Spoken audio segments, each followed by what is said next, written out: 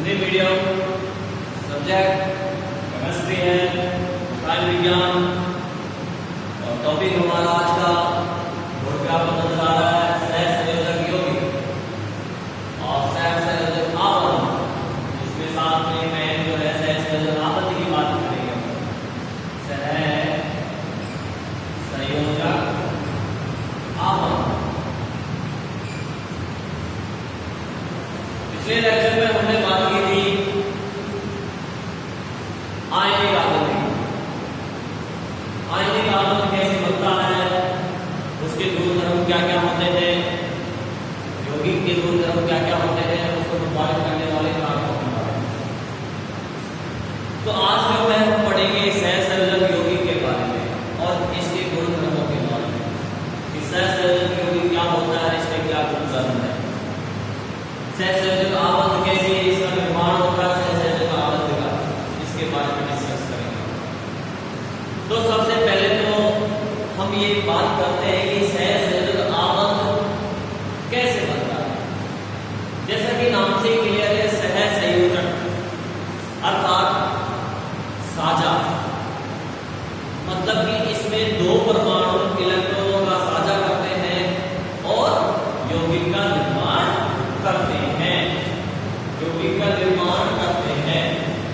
तो फिर यहाँ पे दो परमाणु कौन से होते हैं, वो साझा क्यों करते हैं, इसके बारे में डिस्कस करते हैं हमारे। देखिए, लुईस ने बताया कि परमाणु के बाह्यतम कोश में अधिकतम 8 इलेक्ट्रॉन हो तो वह स्थायी होता है। परमाणु के बाह्यतम कोश में अधिकतम 8 इलेक्ट्रॉन हो तो वो क्या होता है, स्थायी होता है। लेकिन अगर 8 इलेक्ट्रॉन नहीं है तो वे इलेक्ट्रॉनों का साझा करके अपने बाह्यतम कोश में 8 इलेक्ट्रॉन पूर्ण करते हैं और स्थायी होने की कोशिश करते हैं। तो वो जब इलेक्ट्रॉनों का साझा होता है तो इस प्रकार से जो आबंध बढ़ता है उसे ही सहसंयोजक आबंध कहते हैं। यहाँ हमने इसके कुछ एग्जाम्पल डिस्कस करते हैं जिनसे आपको सहसंयोजक आबंध के बारे में पता चल जाएगा। देखिए, सबसे पहले मैं इजी एग्जाम्पल ले रहा हूँ, जैसे कि H2 अणु है, हाइड्रोजन, और हाइड्रोजन अणु के अंदर आपको पता है हाइड्रोजन के बाह्यतम कोश में कितने इलेक्ट्रॉन होते हैं, एक नंबर पे आता है तो बाह्यतम कोश में भी इसके एक इलेक्ट्रॉन होता है। ठीक है, पहली कक्षक में अधिकतम 2 इलेक्ट्रॉन होते हैं, अधिकतम 2 इलेक्ट्रॉन पहले कोश में। फर्स्ट जो कोश है उसके अंदर अधिकतम 2 इलेक्ट्रॉन। अब अगर इसका पहला ही कोश है तो 1 इलेक्ट्रॉन इसके पास है, अगर एक और इलेक्ट्रॉन हाइड्रोजन के पास आ जाए तो वो स्थायी हो जाएगा। तो यहाँ पे देखिए, एक हाइड्रोजन ये है, हम गोले से प्रतिष्ठित करते थे हाइड्रोजन के परमाणु को, और इसके पास 1 इलेक्ट्रॉन है, ये H2 बनाएगा तो ये दूसरा हाइड्रोजन है, ये भी H लिख दिया, इसका 1 इलेक्ट्रॉन यहाँ पे हमने प्रतिष्ठित कर दिया। अब ये दोनों हाइड्रोजन परमाणु क्या करते हैं, एक एक इलेक्ट्रॉन का साझा कर लेते हैं। जब ये दोनों एक एक इलेक्ट्रॉन का साझा करते हैं तो कुछ इस प्रकार से जो हम संरचना बना सकते हैं, H H, एक एक इलेक्ट्रॉन का साझा हो गया है, यहाँ पे दोनों के मध्य एक आबंध बन जाएगा, H बॉन्ड H। तो यहाँ पे एक साझा इलेक्ट्रॉन का साझा हुआ जिसके कारण से ये आबंध बना है, इसे सहसंयोजक आबंध कहते हैं। साझा किया है उन्होंने, अर्थात साझेदारी से बनने वाला आबंध क्या कहलाता है, सहसंयोजक आबंध कहलाता है। आगे बात समझे, एक बॉन्ड को बनाने के लिए अधिकतम 2 इलेक्ट्रॉन चाहिए, बस। मतलब कह सकते हो कि एक बॉन्ड जो है 2 इलेक्ट्रॉन से बनता है, एक आबंध 2 इलेक्ट्रॉन से बनता है, और वो 2 इलेक्ट्रॉन अलग अलग परमाणुओं के होते हैं जो साझा कर लेते हैं और साझा करके आबंध का निर्माण करते हैं। यहाँ पे सिंगल बॉन्ड बना है हाइड्रोजन परमाणु के मध्य। नेक्स्ट एग्जांपल हम ले रहे हैं O2 का। ऑक्सीजन परमाणु है, ऑक्सीजन परमाणु के बाद हम कोष में 8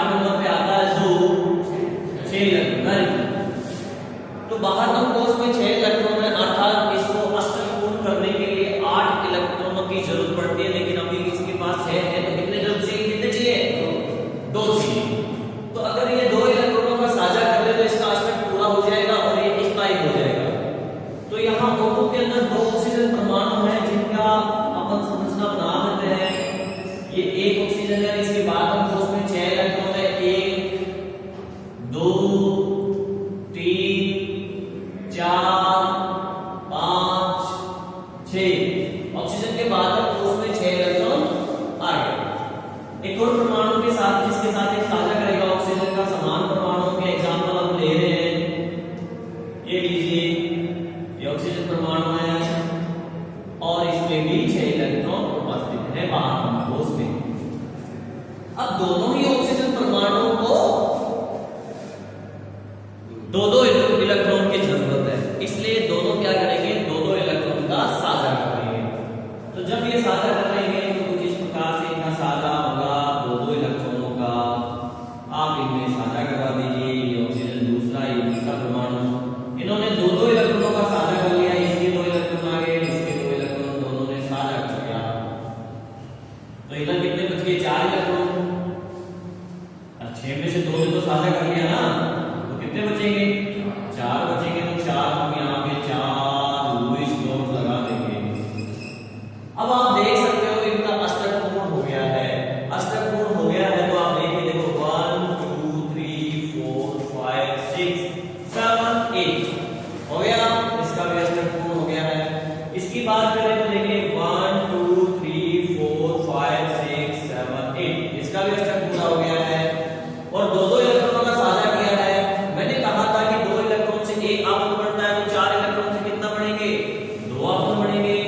अर्थात ऑक्सीजन 2 आपस से दूसरे ऑक्सीजन परमाणु से जुड़ जाता है। ये दोनों आपस सहसहजी आपस कहलाते हैं और O2 का निर्माण हो गया डबल बॉन्ड के साथ। आगे बात समझ रहे हैं, चलो एक और एग्जांपल लेते हैं। N2 नाइट्रोजन, नाइट्रोजन का परमाणु क्रमांक 7 है, 2 और 5। बाहर कोष में 5 इलेक्ट्रॉन, अर्थात अष्टक पूर्ण करने के लिए इसको 3 इलेक्ट्रॉनों की आवश्यकता है।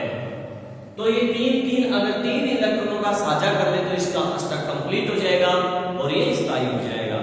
ठीक है, तो ये नाइट्रोजन जो है, ये अपन ने नाइट्रोजन बना दिया है। इसके बाहर कोष में 5 इलेक्ट्रॉन है, 1 2 3 4 5।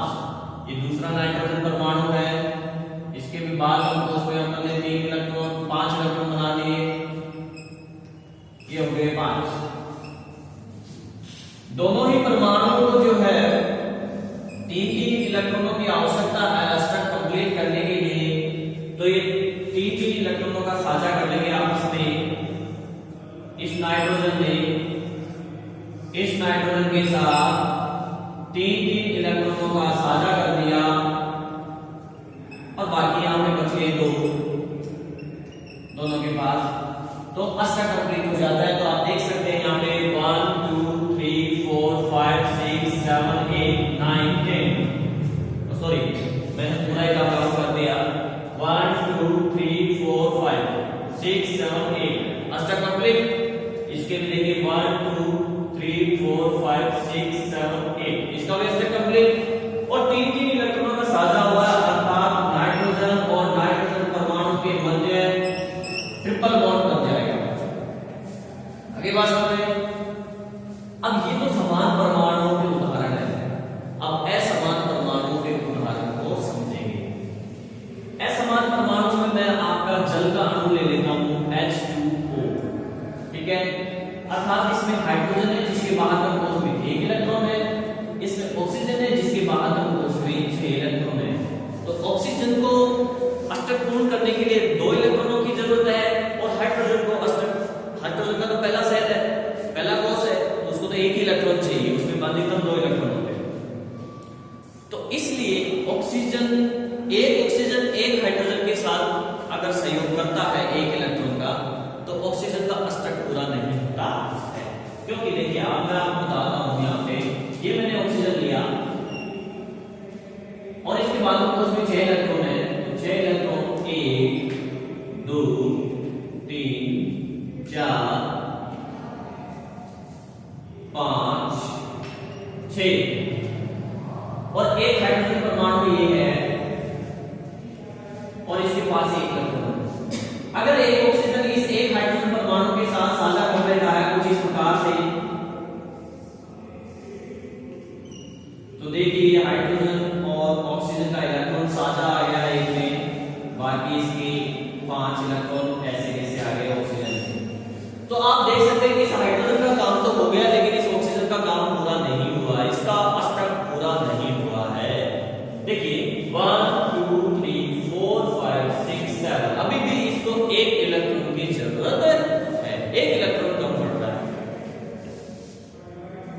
इसलिए ये क्या करेगा, दूसरे हाइड्रोजन परमाणु के साथ साझा कर लेगा एक इलेक्ट्रॉन। तो ये दूसरे हाइड्रोजन परमाणु के साथ इस वजह से साझा करता है, इसलिए जल के अणु के अंदर 2 हाइड्रोजन होते हैं। फिर ये दूसरे हाइड्रोजन से यहाँ पे साझा कर लेगा एक इलेक्ट्रॉन का। अब आप देख सकते हैं अष्टक पूरा हो गया, तो यहाँ पे भी एक इलेक्ट्रॉन का साझा हुआ है, यहाँ पे भी एक इलेक्ट्रॉन का साझा हुआ है, अर्थात hydrogen single bond, oxygen single bond, hydrogen. इस प्रकार से जो है ये आबंध बने हैं, सहसंयोजी आबंध है हाइड्रोजन और ऑक्सीजन के मध्य। क्लियर? तो ये भी क्या है, ये क्या बना, ये क्या बना, ये सहसंयोजी अणु बना, ये क्या बना O2, ये भी अणु बना सहसंयोजी, N2 ये भी क्या बना, अणु बना सहसंयोजी, और ये भी जल का अणु बन गया H2O, अणु बना यौगिक भी बोल सकते हो इसको तो तुम। तो इस प्रकार के अणुओं को, इस प्रकार के यौगिकों को जिनमें सहसंयोजी आबंध पाया जाता है उन्हें सहसंयोजी यौगिक कहते हैं। उन्हें क्या कहते हैं, सहसंयोजी यौगिक कहते हैं। लुईस स्टोक स्ट्रक्चर जब अपन ने पढ़ा था उसमें मैंने एक एग्जांपल ये भी बताया था, आप इसको भी सहसंयोजी यौगिक मान सकते हो एज वेल एज और, क्योंकि यहाँ पे सल्फर जो है double bond oxygen, double bond oxygen, single bond oxygen hydrogen and single bond oxygen hydrogen, यहाँ पे लुईस स्टोक स्ट्रक्चर का अपन ने बनाया था, याद करो। तो यहाँ पे इलेक्ट्रॉन का साझा हुआ है, सब जगह इलेक्ट्रॉन का साझा हुआ था, मैंने इलेक्ट्रॉनों का साझा करके तो लुईस स्टोक स्ट्रक्चर बनाया था SO4 सल्फ्यूरिक एसिड में। नहीं याद आ रहा तो वीडियो देख लेना, उसमें आ जाएगा। इसके पास 2 लोन पेयर रह जाते हैं, इसके पास भी 2 लोन पेयर है, इसके पास भी 2 लोन पेयर है, इसके पास भी 2 लोन पेयर है। तो ये जितने भी आबंध हैं ये इलेक्ट्रॉनों के सहयोग करने से बने हैं, इलेक्ट्रॉनों के साझा करने से ये आबंध बने हैं, इनका निर्माण हुआ है। अतः ये सहसंयोजी यौगिक है, ये सहसंयोजी यौगिक कहलाता है।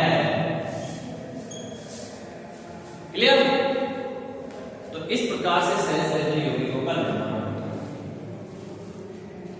अब हम पढ़ेंगे सहसंयोजी जो यौगिक है इनके गुण धर्म क्या क्या है, क्या क्या इनमें गुण होते हैं। आयनिक यौगिकों के गुण धर्म मैंने आपको बताया थे, अत्यधिक ठोस होते हैं, विद्युत के सुचालक होते हैं, उनकी होने वाली अभिक्रियाएं बहुत तेजी से होती है, समझ रहे हो, जैसे उदाहरण राशि की घटना मैंने बताया था, और रेजोनेंस अनुनाद शो नहीं करते हो।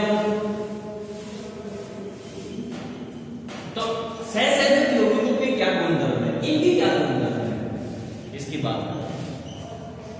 पहला गुणधर्म मैं इसका बताने जा रहा हूं आपको, गुणधर्म सहसंयोजी यौगिक। फर्स्ट है विद्युत के कुचालक। सहसंयोजक यौगिक जो होते हैं वो विद्युत के कुचालक होते हैं, ये विद्युत का चालन नहीं करते हैं, ठीक है, क्योंकि इनके अंदर मुक्त अवस्था में इलेक्ट्रॉन या आयंस नहीं होते हैं। अगर कोई भी पदार्थ विद्युत का चालन कर रहा है तो उसमें जरूरी है कि या तो फ्री अवस्था में, मुक्त अवस्था में इलेक्ट्रॉन हो या फिर आयन उपस्थित हो। सहसंयोजक यौगिकों के अंदर ना तो इलेक्ट्रॉन उपस्थित होता है और ना ही आयन होता है, इसलिए ये विद्युत के क्या होते हैं, कुचालक होते हैं। परंतु एक अपवाद है और उसका नाम है ग्रेफाइट। ग्रेफाइट ये क्या होता है, ये सुचालक होता है, ये सुचालक होता है। ये कार्बन का एक अपर रूप है, पिछली क्लास में पढ़ा होगा आपने, ये कार्बन का एक अपर रूप है। पिछली क्लास में आपने कार्बन के अपर रूप हीरा, ग्रेफाइट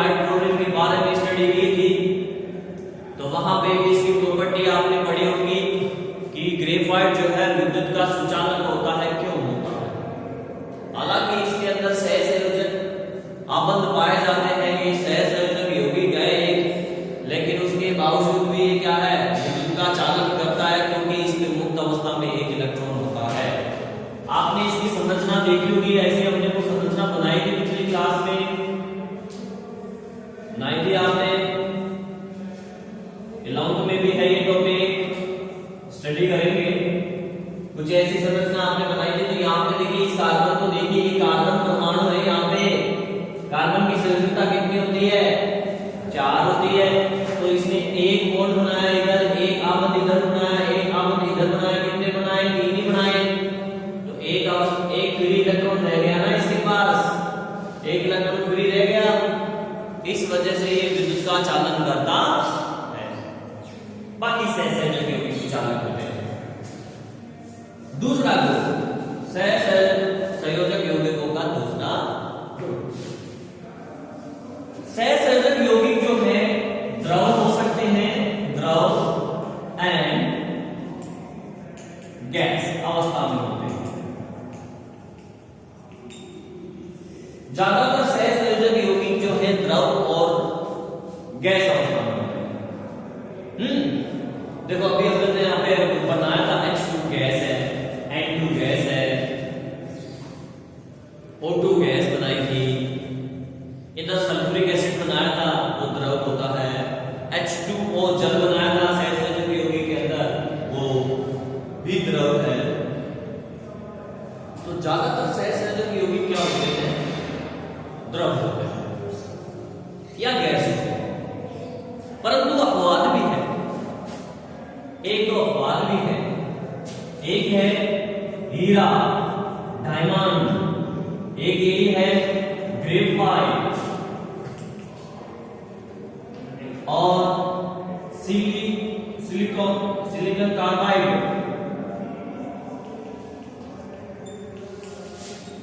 सिलिकॉन कार्बाइड। ये कुछ ऐसे पदार्थ हैं जो सहसंयोजक यौगिक होते हुए भी ठोस अवस्था में पाए जाते हैं। यहां तक कि हीरा तो विश्व का सबसे अधिक कठोर पदार्थ है, जबकि ये सहसंयोजक है, उसके बावजूद भी इतने कठोर हैं। तो इसका क्या कारण है? कारण भी तो पता होना चाहिए ना कि इसका क्या रीजन है कि ये सहसंयोजक यौगिक है, उसके बावजूद भी ठोस है। सहसंयोजक आबंध तो वीक होता है, कमजोर होता है, आसानी से टूट जाता है, तो फिर ये इतने कठोर क्यों है? आपने वही पिछली क्लास में जब कार्बन के अपरूप पढ़े थे, जब आपने ग्रेफाइट और हीरा की संरचना पढ़ी होगी, चतुष्फलकीय है, षटकोणीय होती है। तो इस प्रकार से इसमें क्या होता है कि कार्बन के परमाणु एक दूसरे से सहसंयोजक आबंध बना के एक जाल बना लेते हैं। क्या बना लेते हैं? एक जाल, एक नेटवर्क बना लेते हैं इस तरीके से। जैसे एक लकड़ी को तोड़ेंगे आसानी से टूट जाएगी, बहुत सारी लकड़ी को तोड़ेंगे तो नहीं टूटती ना। तो वैसे ही इसके अंदर इन सहसंयोजक बंधों का आपस में कार्बन परमाणु सहसंयोजक बंध बना के जाल का निर्माण कर लेते हैं, और जिसके कारण से उसका क्रिस्टलीय स्ट्रक्चर होने के कारण वो अत्यधिक कठोर हो जाते हैं। अत्यधिक क्या हो जाते हैं? वो कठोर हो जाते हैं। इसीलिए ये सहसंयोजक यौगिक कठोर यानी ठोस होते हैं। आगे बात सुने। अगला गुण इसकी बात करें, तीसरा गुण हम बात करते हैं कि सहसंयोजक यौगिकों की गलनांक जिस पे गलते हैं और जिस तापमान पे, वह क्वथनांक क्या होते हैं? कम होते हैं, निम्न होते हैं। जबकि आयनिक यौगिकों में हमने पढ़ा था कि गलनांक और घटनांक अत्यधिक होते हैं, इनमें ये कम होते हैं। गलनांक और घटनांक का तापमान जो है वो कम होता है। क्यों होता है? क्योंकि सहसंयोजक आबंध जो है एक दुर्बल आबंध है जो आसानी से टूट जाता है, कम ऊर्जा देने पर ही टूट जाता है।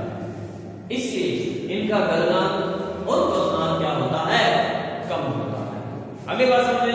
परंतु अपवाद भी है। अपवाद यही है, ये जो ऊपर लिखे हैं ना, ये इसके भी अपवाद है क्योंकि ये कठोर है अत्यधिक। इनके अंदर सहसंयोजक आबंध क्या है? जाल बनने के कारण बहुत ज्यादा मजबूत हो गए, तो फिर इनके गलनांक और क्वथनांक क्या होंगे?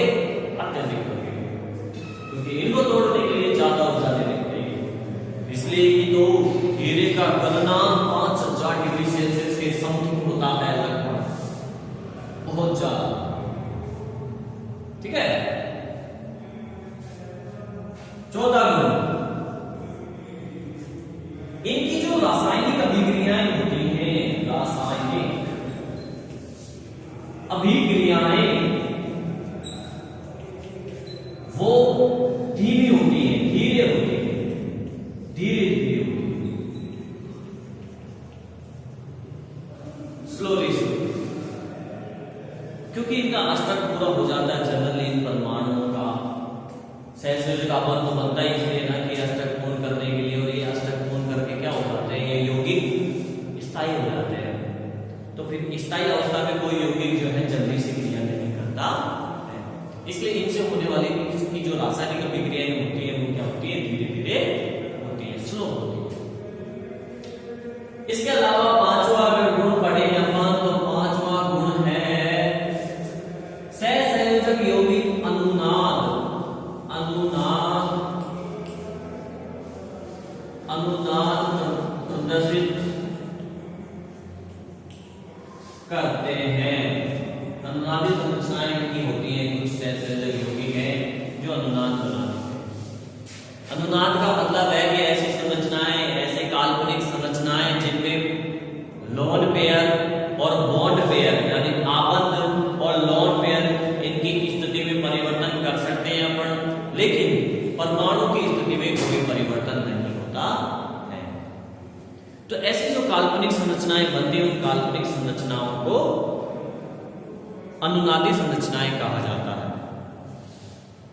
वैसे हम ऑर्गेनिक केमिस्ट्री में इसके बारे में बात करेंगे और डिटेल से अनुनाद का टॉपिक भी पढ़ेंगे, और अभी मैं आपको थोड़ा सा बता देता हूं कि किस प्रकार से सहसंयोजक यौगिकों के अंदर जो है अनुनाद पाया जाता है। हम यहाँ पे CO2 का एग्जांपल ले लेते हैं कि CO का लुईस डॉट स्ट्रक्चर आपने बनाया था, CO2 एक कार्बन डाइऑक्साइड, ये बनाया था लुईस डॉट स्ट्रक्चर, लुईस बिंदु संरचना बनाई थी ना इसकी, इसमें दो लोन पेयर थे, ये भी देखिए सहसंयोजक अणु है, यहाँ पे साझेदार से साझेदार इलेक्ट्रॉन के साझा करने से ये आबंध बढ़े, इसलिए ये भी सहसंयोजक अणु है। अब इसमें आपने थोड़ा सा इमेज कर लिया, इमेजिन कर लिया, कल्पना कर ली कि यार ये जो चार आबंध है इस कार्बन के, एक इधर हो तीन इधर हो, तो थोड़ा कर सकते हैं ऐसे कल्पना। तो ये कह रहा है कि ये चार आबंध, जैसे ये लोन पेयर यहाँ पे आ गया, ये लोन पेयर यहाँ पे आके आबंध बढ़ा देगा, और ये जो बॉन्ड पेयर है ये बॉन्ड पेयर यहाँ चला जाएगा, इसके ऊपर तो लोन पेयर बन जाएगा।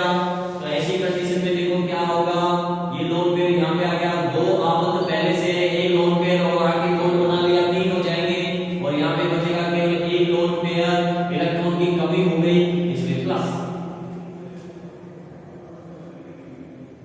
और इसमें देखिए आबंध इधर चला गया है, सिंगल बॉन्ड बचेगा, ये ऑक्सीजन पहले से दो लोन पेयर है, एक और बॉन्ड पेयर लोन पेयर में कन्वर्ट हो गया, तो तीन लोन पेयर आ जाएंगे यहाँ पे। ठीक है, इसलिए माइनस लगा दो। तो ये कल्पना हो गई ना। एक और कल्पना ऐसे भी कर सकते हैं कि सर सिंगल बॉन्ड इधर बना दो, ट्रिपल इधर बना दो, है कि नहीं ऐसे? यहां पे देखो परमाणु की स्थिति में कोई परिवर्तन नहीं हुआ, परमाणु वहां जहां है वहीं की नहीं है, लेकिन आबंध और लोन पेयर इनकी स्थिति बदली है। तो अनुनादी संरचनाएं ऐसे ही बनती है। आई बात समझ रहे? तो सहसंयोजक यौगिक जो है अनुनादी संरचनाएं प्रदर्शित करते हैं। ये सहसंयोजक यौगिकों के गुणधर्म थे 4-5 जो आपको पता चल ही चुके हैं। सहसंयोजक आबंध कैसे बनता है ये आपको पता चल गया, और उनसे जो यौगिक बनते हैं उन जिनमें सहसंयोजक आबंध पाया जाता है उनको सहसंयोजक यौगिक कहा जाता है। ये उसके गुणधर्म थे 4-5। क्लियर?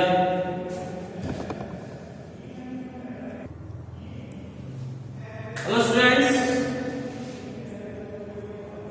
नेक्स्ट हमारा जो आबंध है वो है उप सहसंयोजी आबंध।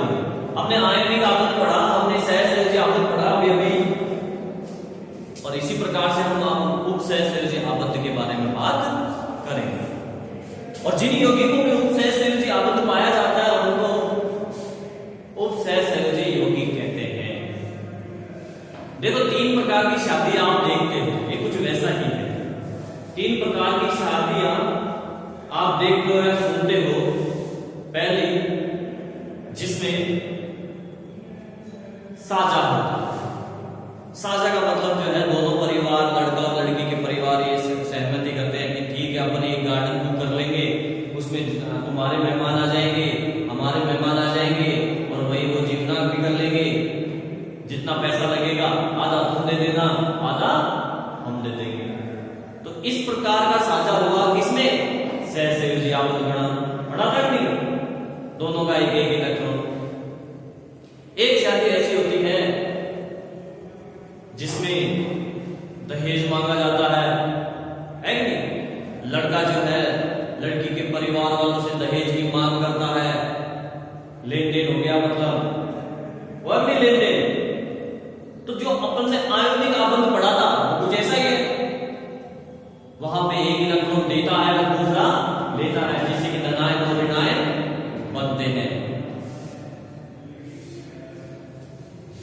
और ऐसा तभी होता है जब दोनों परिवार अलग अलग विचारों के हो। एक दहेज मांगने वाला तो दूसरा दहेज देने में समर्थ है तो ठीक है, नहीं है तो भी वो मजबूरी में देगा। तो वहां पे ऐसा ही होता है। दोनों अलग अलग परमाणु हैं जिनके गुण धर्म अलग अलग हैं। एक ले रहा है, दूसरा दे रहा है। दूसरा मजबूरी में दे रहा है, अपना आश्रय पूर्ण करने के लिए दे रहा है। जैसे लड़की की शादी करने के लिए दे रहा है वो दहेज। ये तो कुंवारी बैठी है, दहेज की मांग हो जाती है सौगंध मिलने की। और एक और शादी आपने सुनी होगी, गरीब घर की लड़की हो और लड़का हो अमीर, या फिर किसी लड़के को लड़की मिल नहीं रही है शादी के लिए, तो ऐसी कंडीशन में वो क्या करते हैं? लड़के वाले पैसे देते हैं, है कि नहीं? और लड़की लेके आते हैं। इधर नेपाल साइड से, बंगाल साइड से, अपने राजस्थान में आती है, सुना होगा आपने। यहां पे ये वाली शादी होने वाली है उपसहसंयोजक यौगिक के अंदर। यहां पे ऐसा ही होगा। पहले अपन ने जब लेन देन कर लिया आयनिक यौगिक के अंदर, सहसंयोजक बॉन्ड के अंदर अपने साझा कर लिया, और यहां पे भी यही होगा। इसमें एक एग्जांपल से पढ़ लेते हैं अपन। ये NH3 है, नाइट्रोजन के, मैंने आपको बताया था नाइट्रोजन के बाद में कोष में कितने इलेक्ट्रॉन होते हैं? 5, क्योंकि ये 7 नंबर पे आता है 2, 5, बाद में कोष में 5 इलेक्ट्रॉन है। इसकी संयोजकता 3 और 3 और 3 सहसंयोजक आबंध बना लेता है। ये हाइड्रोजन के साथ में 1, 2, 3, ये अमोनिया मैंने लिया है यहाँ पे NH3। 5 में से 3 आबंध काम आ गए तो कितने इलेक्ट्रॉन बचे? 5 में से 3 बॉन्ड बना रही है ना इसने, तो 2 इलेक्ट्रॉन बचे, यानी एक लोन पेयर। और ये वो परिवार है, गरीब समझ लीजिए, जो लड़की वाला है, ये लड़के वाला पैसे वाला है, इसको लड़की मिलनी है, यूं समझ लो चाहे। ये BF3 है, ठीक है। बोरोन कितने नंबर पे आता है? 5 नंबर पे आता है बोरोन। और पहले प्रश्न में 2 और फिर 3, तो 3 को इसने आबद्ध बना लिया। अब इसके पास कुछ नहीं है, उसने बोला मेरे पास पैसे उसे नहीं है, शादी कर लेगा, कोई दिक्कत नहीं है, सारा पैसा तू लगाएगा, है कि नहीं? तो फिर ये अपना इलेक्ट्रॉन दे देता है बॉन्ड बनाने के लिए। इसने, इसके पास 2 इलेक्ट्रॉन है, इसने दोनों इलेक्ट्रॉन आबंध बनाने के लिए दे दिया, और दोनों के बीच में आबंध बन गया, दोनों परिवार जुड़ गए। आगे बात समझ। तो जब परिभाषा ये हो जाएगी इसकी, जब आबंध बनाने के लिए दोनों इलेक्ट्रॉन किसी एक ही परमाणु के द्वारा दिए जाएं, तो इस प्रकार के आबंध को उपसहसंयोजी आबंध कहते हैं। आगे बात समझे। और इस प्रकार का जो यौगिक बना, इसे उपसहसंयोजी यौगिक कहा जाता है। क्लियर? उपसहसंयोजक आबंध को हम एरो द्वारा प्रदर्शित करते हैं, एरो लगा के, तीर का साइन लगाते हैं।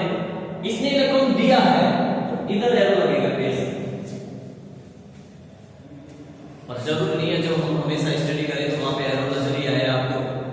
स्पेशली उपसहसंयोजक यौगिक की बात हो रही है, आबंध की बात हो रही है, तब हम एरो लगा देंगे, वरना कई जगह उपसहसंयोजक आबंध बनता है लेकिन एरो नजर नहीं आता है, तो आपको कंफ्यूजन नहीं होना चाहिए। ठीक है, तो कहीं पढ़ो। तो ये उपसहसयोजी आबंध बढ़ गया है, ये उपसहसयोजी आबंध संयोजी आबंध। यहां पे दोनों इलेक्ट्रॉन नाइट्रोजन ने दिए हैं, तो जब दोनों के दोनों इलेक्ट्रॉन आबंध बनाने के लिए दोनों के दोनों इलेक्ट्रॉन जो है नाइट्रोजन किसी एक परमाणु के द्वारा दिए जाएं तो उसे उपसहसयोजी आबंध कहते हैं। अब आप जिंदगी में कभी नहीं भूलोगे इस चीज को, तीनों को, और शादी याद कर लेना, तीनों शादी याद हो गई आपको, तो तीनों चीजें याद हो गई। आयनिक आबंध कब बढ़ता है, सहसयोजी आबंध कब बढ़ता है, उपसहसयोजी आबंध कब बनता है। आगे बात समझे। इन यौगिकों के जो गुण धर्म है वो आयनिक यौगिक और सहसंयोजक यौगिकों से थोड़े से अलग होते हैं, ठीक है ना। ये मिक्सअप होते हैं, जैसे उप धातु और धातु होती है, उनके गुण धर्म अलग होते हैं, और बीच में उप धातु होती है जिनके गुण धर्म लगभग दोनों के जैसे मिक्स होते हैं। तो उपसहसंयोजक यौगिकों के गुण धर्म भी कुछ अलग होते हैं, लेकिन मिक्सअप कह सकते हो, स्पेशली कुछ कैरेक्टर नहीं है, जिसकी डिस्कस हम जो है फिर कभी करेंगे, क्योंकि हमारे सिलेबस में ये नहीं है।